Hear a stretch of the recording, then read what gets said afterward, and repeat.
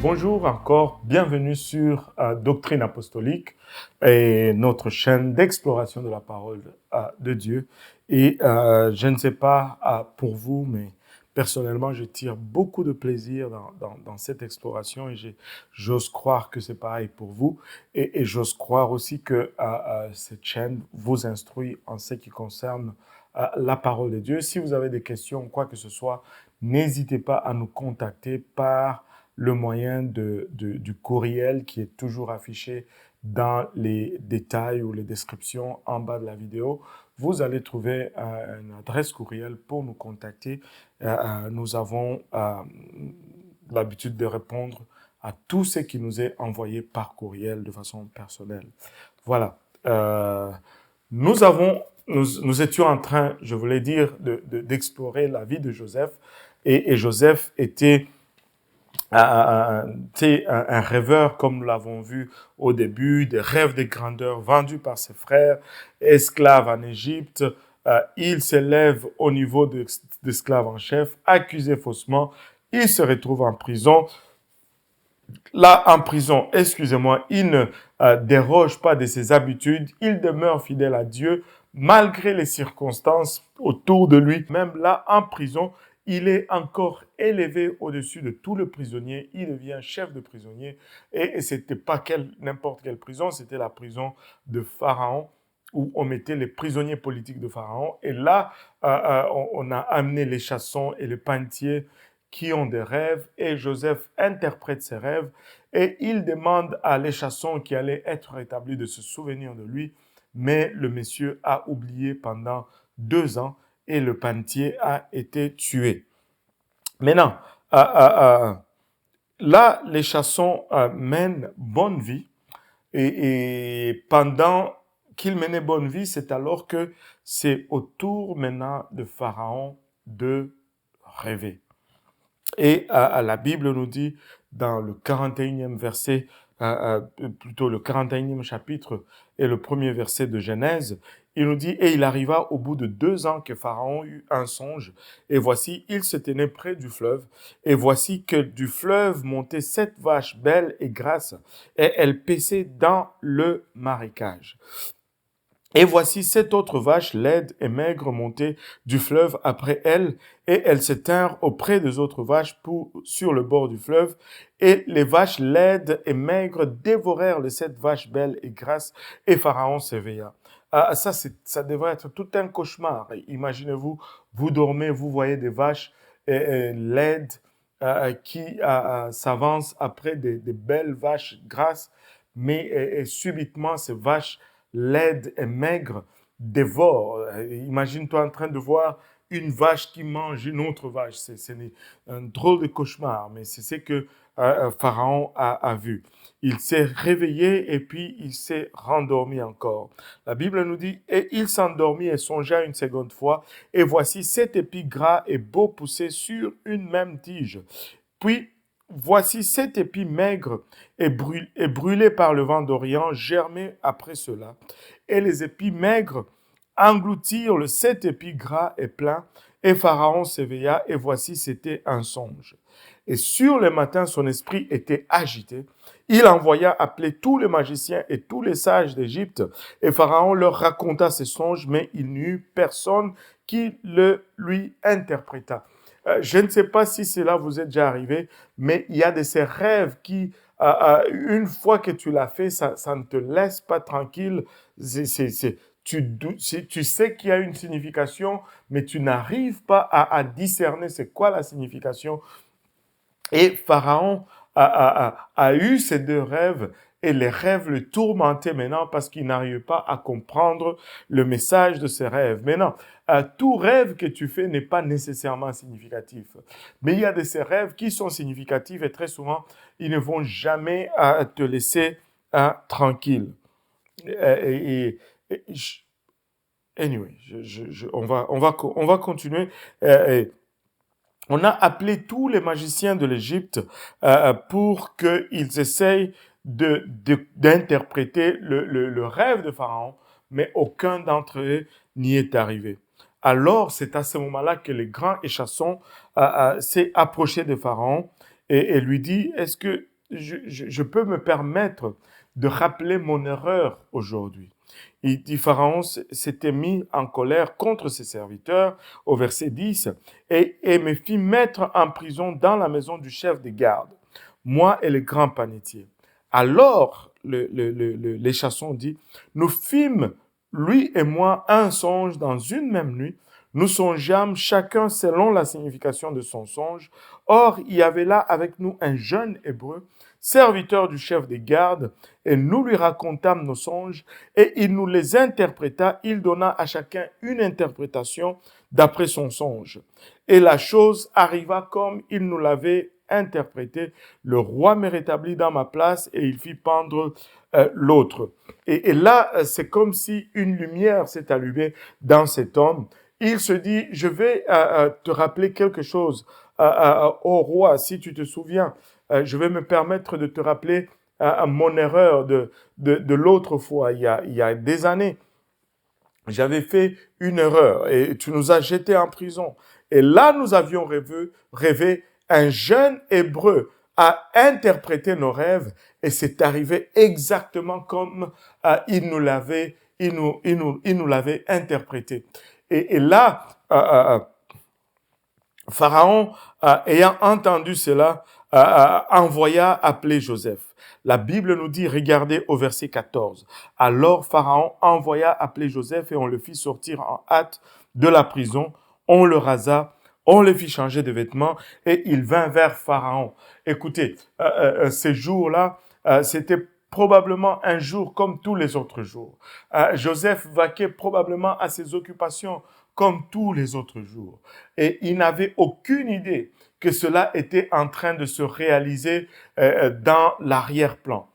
Les gens sont venus, je m'imagine un peu une peloton de soldats qui marchent et qui arrivent à la maison de garde du chef de garde de Pharaon et on nous a dit qu'il y avait un jeune hébreu ici. Et là, Joseph pouvait même commencer à avoir peur. Mais qu'est-ce qui m'arrive encore ici? Et prenez-le, allez le raser. On le rase, on le lave, on l'habille de la bonne façon et on l'amène devant le roi. Regardez, juste un petit détail ici. On n'a pas pris Joseph dans ses vêtements de prisonnier, dans sa barbe de je ne sais pas combien de mois, et l'amener sale comme ça devant le roi. Et si Pharaon était un roi terrestre et qu'il fallait se mettre sur son transis pour aller devant ce roi terrestre, combien davantage devons-nous prendre soin de notre apparence quand nous allons devant le roi de rois, le Seigneur des seigneurs? Écoutez, si nous allons comparaître devant le roi, quand nous avons une saine convocation, prenons le temps de nous arranger et de bien paraître devant le roi des rois. Et Joseph a été amené devant le roi et Pharaon dit à Joseph, j'ai fait un songe et il n'y a personne qui l'interprète au verset 15. Or, j'ai entendu dire que tu n'as qu'à entendre un songe pour l'interpréter. Et remarquez la réponse de Joseph ici. Et Joseph répondit à Pharaon en disant, ce n'est pas moi. Encore une fois, ce n'est pas moi, c'est Dieu qui répondra touchant la prospérité de Pharaon. Et Joseph dit, est en train au fond de dire à Pharaon, Dieu est intéressé dans ton bien-être. Quand il dit, Dieu répondra touchant la prospérité de Pharaon. La prospérité ici, c'est pas juste être riche, mais c'est le bien-être de Pharaon. Et Pharaon dit à Joseph, dans mon songe, voici, je me tenais sur le bord du fleuve. Et là, il raconte ses rêves, qu'il a vu cette vache grasse qui montait le long du fleuve, et cette autre vache maigre qui sont venues après elle. Et les 7 vaches maigres ont dévoré les 7 vaches grasses sans même changer d'aspect. Et il s'est réveillé, il était troublé par ce rêve. Et il s'est rendormi et après c'était 7 épis de blé qui ont poussé, qui étaient bien garnis avec des grains bien en forme, bien pleins. Et après, il y a eu 7 autres épis secs et maigres qui sont montés après les 7 belles épis plutôt, et les a dévorés sans même changer d'apparence. Et là, et il dit, mais personne n'arrive à me donner cette interprétation. Alors, et Joseph répondit à Pharaon, c'est qu'a songé Pharaon, au verset 25. Joseph répondit à Pharaon, c'est qu'a songé Pharaon est une seule chose. Dieu a déclaré à Pharaon ce qu'il va faire. Les 7 belles vaches sont 7 ans, et les 7 beaux épis sont 7 ans, c'est un même songe. Et les 7 vaches décharnées et laides qui montaient après celles-là sont 7 ans, et les 7 épis vides brûlés par le vent d'Orient seront 7 ans de famine. C'est ce que j'ai dit à Pharaon. Dieu a fait voir à Pharaon ce qu'il va faire. Voici, il va venir cette année de grande abondance dans tout le pays d'Égypte, mais elles seront suivies de 7 ans de famine et toute cette abondance sera oubliée dans le pays d'Égypte et la famine consumera le pays.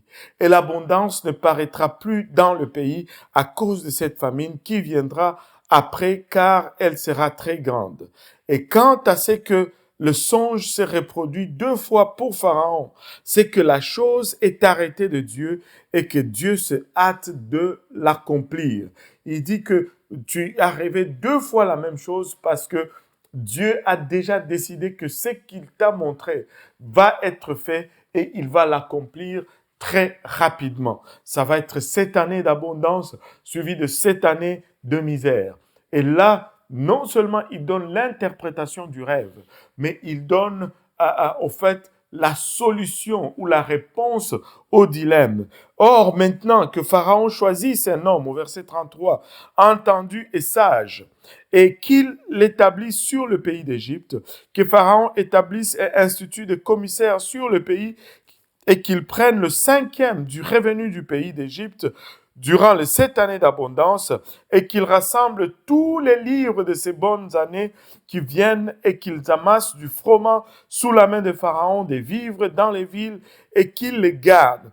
Et ces vivres seront en réserve pour les pays, pour les 7 années de famine qui seront au pays d'Égypte, afin que le pays ne soit pas consumé par la famine. Au fait, Joseph donne un conseil sage ici à Pharaon. Il dit, tu prélèves le 1/5. Au fait, épargne. Dans l'abondance, le but, ce n'est pas de manger ou de consommer le plus possible, de voir combien tu peux consommer. Non, le but, c'est d'épargner pour les années de 17 à venir. Il dit, épargne le 1/5 de tout ce que tu vas avoir et qu'on stocke les grains, qu'on stocke ces choses en abondance et ça va nous permettre de passer à travers les 7 années des famines. Et ce discours plut à Pharaon et à tous ses serviteurs. Et Pharaon dit à ses serviteurs, trouverions-nous un homme comme celui-ci qui a l'esprit de Dieu?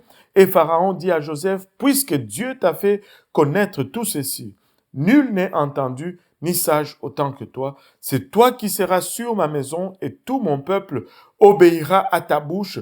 Je serai seulement plus grand que toi par le trône.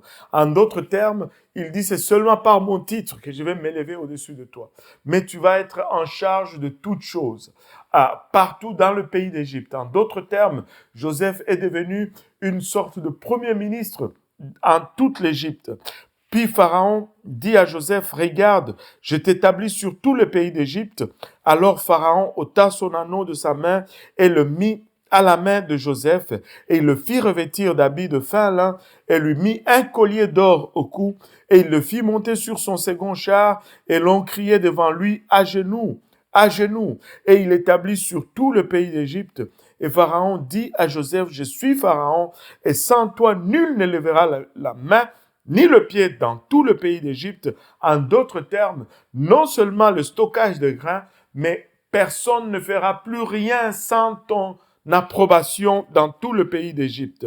Et Pharaon appela Joseph du nom de Tsophnath Penaïa, qui signifie soutien de la vie. Et il lui donna pour femme Asnath, fille de Potiphar, prêtres dont Héliopolis ont une divinité, et Joseph alla visiter le pays d'Égypte. Regardez, pour cet homme qui avait des rêves de grandeur, durant toute sa vie, ce n'était que des reculs, des reculs, des reculs. Lui qui rêvait de régner sur ses frères, lui qui rêvait de régner même sur son père et toute sa famille, il s'est retrouvé vendu par ses propres frères comme esclave en Égypte. Plutôt aux Ismaélites. Et les Ismaélites l'amènent en Égypte. Et là, en Égypte, il est vendu comme esclave à la maison de Potiphar.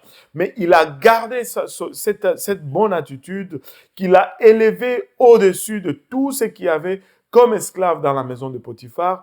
Mais là, encore, en faisant le bien, en marchant droit devant Dieu, il est accusé faussement, il se retrouve en prison et n'importe qui dans cette génération, ici, aujourd'hui, allait abandonner Dieu, allait se plaindre de Dieu, allait murmurer, mais tu ne vois cela nulle part dans la vie de Joseph. Mais en un instant, en un claquement de doigts, Dieu a changé toute sa vie. De la prison, il est allé directement au trône de l'Égypte. Dieu peut changer ta vie en un seul jour. Dieu peut transformer tes circonstances en un seul jour. Laisse-moi te dire, il n'y a qu'une seule chose que tu peux contrôler, et ça, c'est ta réaction aux circonstances. Les circonstances, tu ne peux pas les contrôler. Les choses qui t'arrivent, tu n'as aucun contrôle là-dessus, mais tu peux contrôler comment tu réponds à ce que tu traverses comme situation. Et si tu réponds de la bonne façon, la main de Dieu repose sur toi.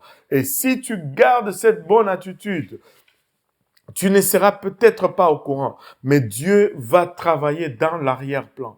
Et subitement, la situation va changer sans que tu ne réalises vraiment. Et en un seul jour, Joseph est parti de la prison au trône de l'Égypte. En un seul jour, il est parti de la prison au numéro 2 de tout le pays d'Égypte. Aie confiance en Dieu et ne gâche pas ce qu'il est en train de faire dans ta vie parce que tu réagis tout simplement mal aux circonstances. On va s'arrêter là pour aujourd'hui. Que le Seigneur vous bénisse. Ne manquez pas de revenir pour la prochaine diffusion. Là, on a vu comment Joseph a eu des rêves. On a vu comment Potiphar avait des rêves. On a vu comment les chassons et le pantier avaient des rêves. On a vu que Pharaon lui-même aussi avait des rêves. Et les rêves de tous ces gens se sont accomplis, sauf les rêves de Joseph. Prochainement, on verra comment est-ce que Joseph a pu avoir ses rêves accomplis. D'ici là, je vous encourage à demeurer dans la prière et persévérer dans la lecture de la parole de Dieu et prenez soin de vous. Que le Seigneur vous bénisse et à très bientôt. Au revoir.